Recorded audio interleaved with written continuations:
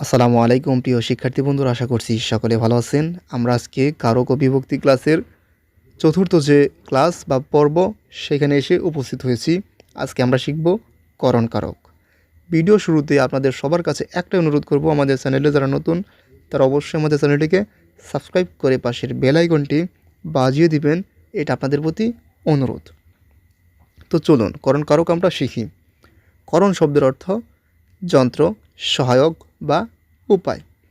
করণ শব্দটির অর্থ কি? যন্ত্র, সহায়ক বা উপায়, মানে কার উপর ভর করে সে কিন্তু কি যাবে, সহায় হয়ে। কাকে বলে করণ কারক?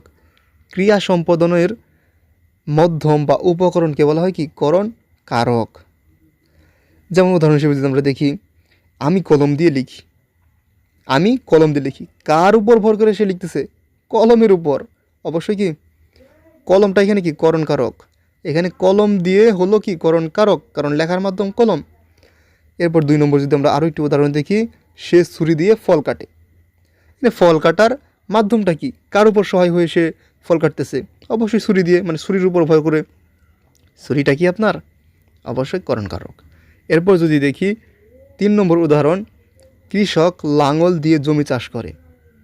কৃষির উপর ভর করে সে জমি চাষ করতেছে, অবশ্যই লাঙলের উপর ভর করে, লাঙল দিয়ে। লাঙলটা কি? লাঙলটা হচ্ছে করণ কারক। এই হচ্ছে করণ কারক নিয়ে আসলে কথা। করণ কারক আসলে খুব বেশি বড় না, বা এটার খুব বেশি প্রকারভেদ নেই। মোটামুটি এতটুকু জানলেই যথেষ্ট। আরও বেশি যদি আপনি উদাহরণ পড়ুন, তাহলে আপনি এটা সম্পর্কে আরও বেশি জানতে পারবেন, শিখতে পারবেন। আমরা মোটামুটি 3টা এখানে দিয়েছি, আর এই 3টা বুঝলে আপনি অন্যান্যগুলো বুঝবেন। মানে যন্ত্র সহায়ক উপায় তো বোঝাবে, মানে কী দিয়ে, কিসের মাধ্যমে, এরকম এইসব প্রশ্ন দ্বারাও যে উত্তর পাওয়া যাবে, তাকেও বলা হবে কি আপনার করণ কারক। মানে আপনি এগুলো পড়লেই পারবেন, মানে পারবেন না এমন না, একদমই সহজ। তারপরে যদি কোনো প্রশ্ন থাকে করণ কারক নিয়ে, আমাদের কমেন্ট বক্স তো ওপেন আছে, আপনি করতে পারেন যে কোনো কোশ্চেন, আমরা উত্তর দেওয়ার চেষ্টা করব।